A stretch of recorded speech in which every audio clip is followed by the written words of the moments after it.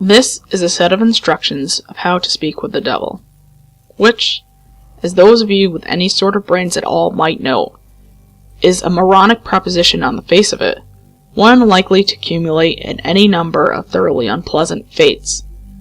Honestly, it would probably be smarter to publish your credit card number on Facebook, or take up a career in crocodile wrestling. But then, that isn't going to stop you, is it?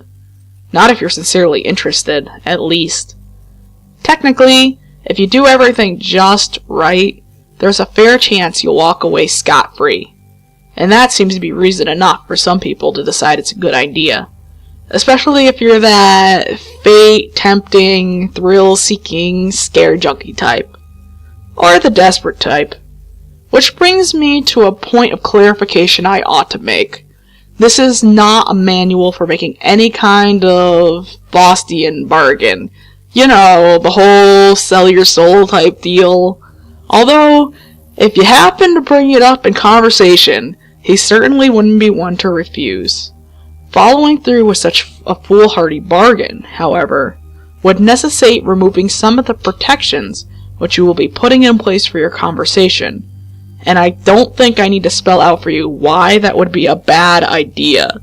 If you're really mathematically impaired enough to want to trade something that will last an infinite number of years for something that might last about 90 tops, there are plenty of other rituals out there for you to follow.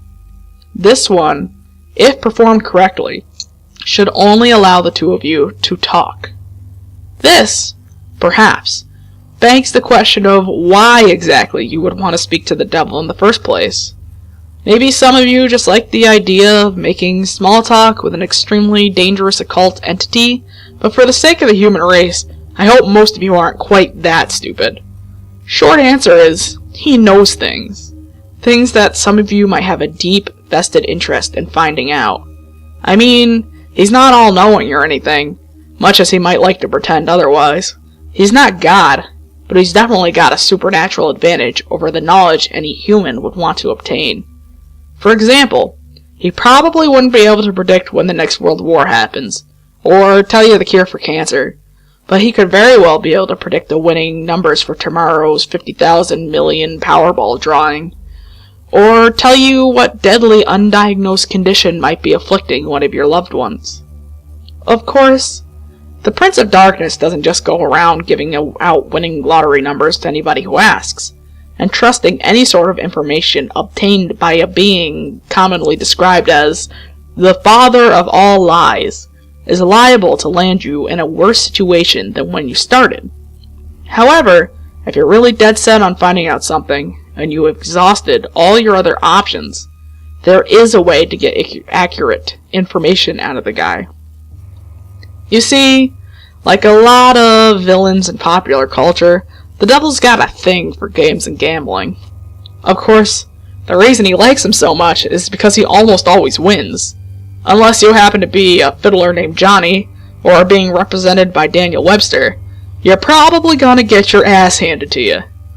But if you're determined enough to want to face the risks and long odds, there's a certain game you two could play to try and win the information you need. First things first though, we'll start off with a description of the summoning process, then get into the rules of the game, some tips of how to play, and finally, of course, the inevitability of arcane shit that might go horribly wrong. In order to contact your conversational partner, you'll need to go to a church at midnight.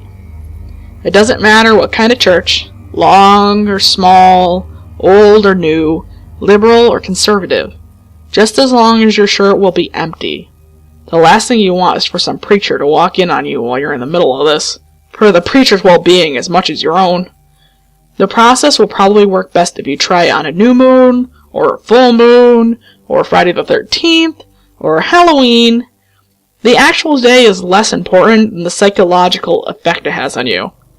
As long as you don't try it on Christmas Eve or something stupid like that, you should be fine. The time is important though. You don't have to start or end your ritual at exactly 12 a.m. Greenwich Mean Time or anything. But the general rule of thumb is that you ought to show up a bit before midnight and have everything set up no later than 10 or 15 minutes after. Show up a lot before midnight if you don't know how you're going to get in. Shockingly enough, most houses of God do tend to lock their doors at night. At least when no one's there to watch over them. And remember, we want empty. Got it? There are, of course, certain things you will need to bring, and certain things you can't bring. For this ritual, you will need a full can of salt.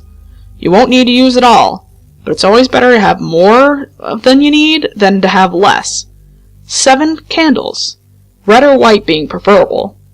Something to light the candles with. You would be shocked how often people forget this. Occult ritual or not, they aren't going to magically light themselves. A length of red string, rope, yarn, or thread.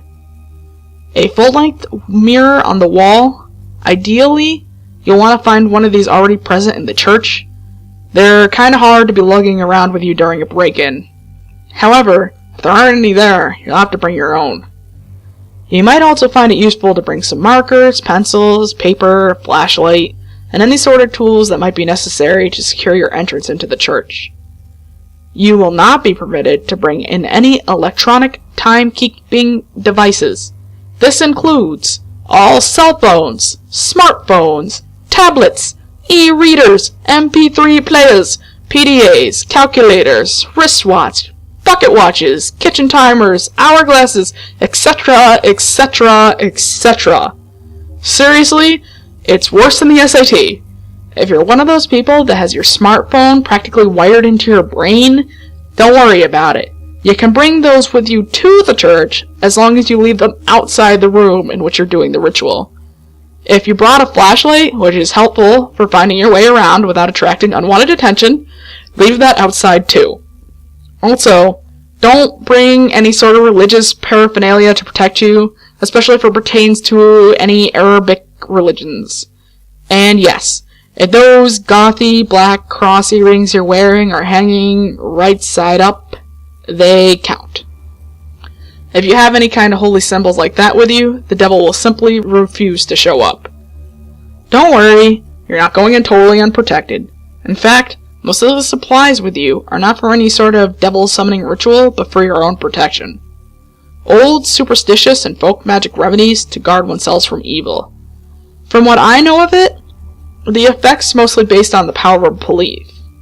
So there are probably numerous other objects, artifacts, and procedures that work just as well.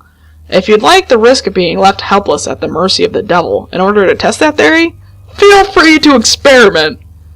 However, for anyone without a psychotic death wish, I'd recommend sticking to the ritual as follows. Once you're sure you have all the right supplies with you, make your way into the church and find some place to set up.